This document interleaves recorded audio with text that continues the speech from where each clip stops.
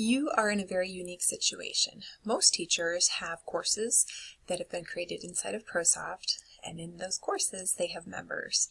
And so Schoology will automatically create those courses and assign the students to the course.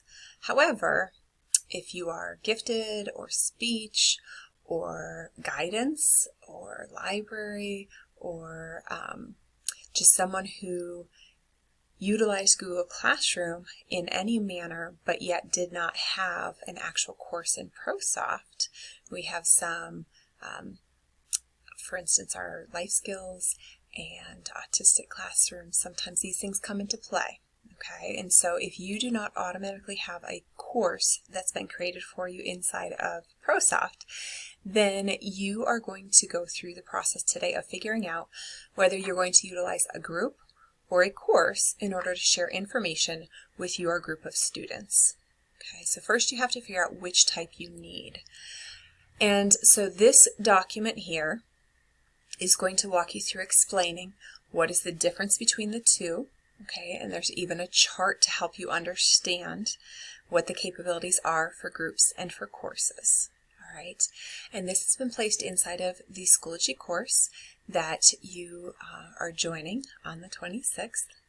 Inside of custom materials, now only 6 groups of individuals are added to this, okay, and those are the groups that I had mentioned, things like speech and title and MTSS and all those different things, okay.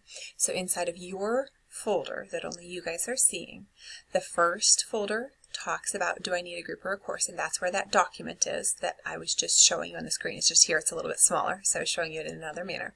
Once you figure out whether you need to create excuse me, a group or a course, you're going to come back here and you're going to choose, how do I create either a custom group or a custom course, okay? And so you're going to go into that folder, you're going to watch the video, and there are written directions there for you. Now the directions are the same.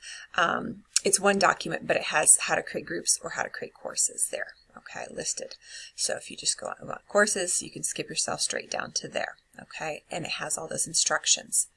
Now I'm going to come back to the main folder here.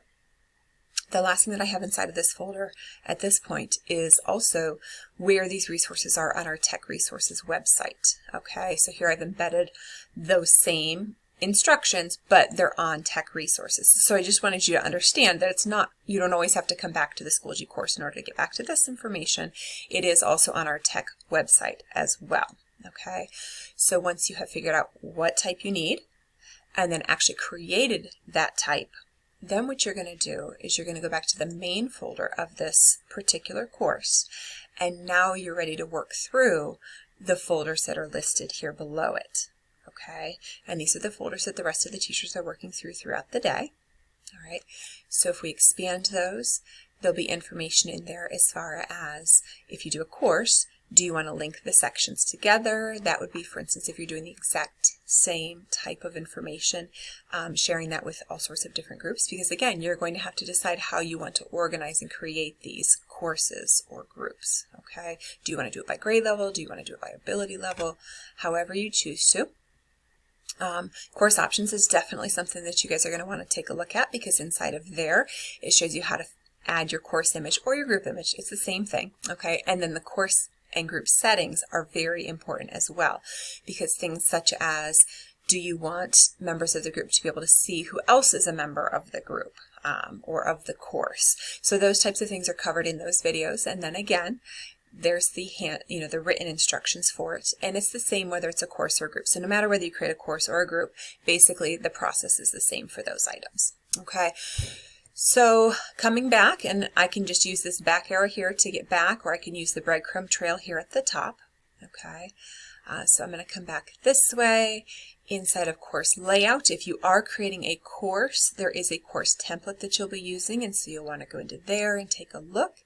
If you want to share updates with individuals within your course or group, you're going to want to make sure you watch that. So you're just basically going to work your way through the different folders, watching the videos, and then applying it within your particular group or course. Inside of members, you will be adding, if you have a group, you will be adding members into that particular group. But if you have a course, then, and it's a large course, like for instance, the entire grade level, then you're going to talk with me about how to get students into there. I do not expect you to manually add every single student from a grade level into your particular course.